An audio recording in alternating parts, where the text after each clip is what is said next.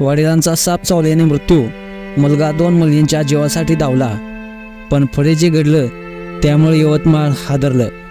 यवतमाळ जिल्ह्यातील ढानकीपासून जवळच असलेल्या सावळेश्वर येथील पैनगंगा नदीवर 2 मुली धुणे धुण्यासाठी गेल्या होत्या.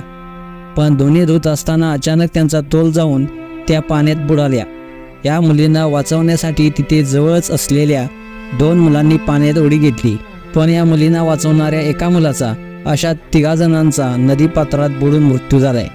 यामुळे सावळेश्वर गावात एकच शोककळा पसरली आहे. पाण्याचा अंदाज न आल्याने 2 मुलीसह त्यांना वाचवण्याच्या प्रयत्नात एका मुलाचा बुडून मृत्यू झाल्याची घटना सावळेश्वर येथे पैनगंगा नदीपात्रात घडली. कावेरी मुनेश्वर वय 15, अवंतिका पाटील वय 14, चेतन देवानंद काळबांडे वय 16 या 3 मृत्यू झालाय. सावळेश्वर येथे मामाच्या घरी आलेली कावेरी आणि तिची मैत्रीण अवंतिका या दोघी गावाजवळून वाहणाऱ्या पैनगंगा नदीवर धुणे धुण्यासाठी गेल्या होत्या. धुणे आटोपल्यानंतर या दोघीही आंघोळीसाठी पाण्यात उतरल्या. पाण्याचा अंदाज न आल्याने दोघी खोल पाण्यात बुडू लागल्या.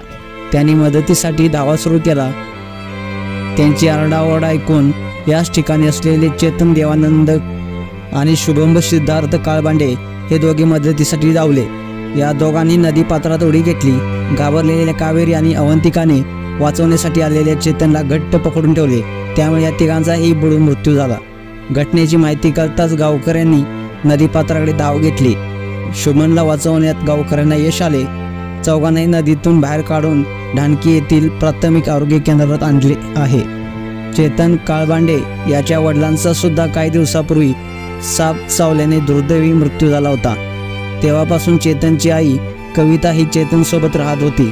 हा चेतनच्या अशा अचानक मृत्यूने कविताबाई एकाकी पडली आहे. शासनाने तिला योग्य ती मदत करावी अशी मागणी गावकरी करत आहेत.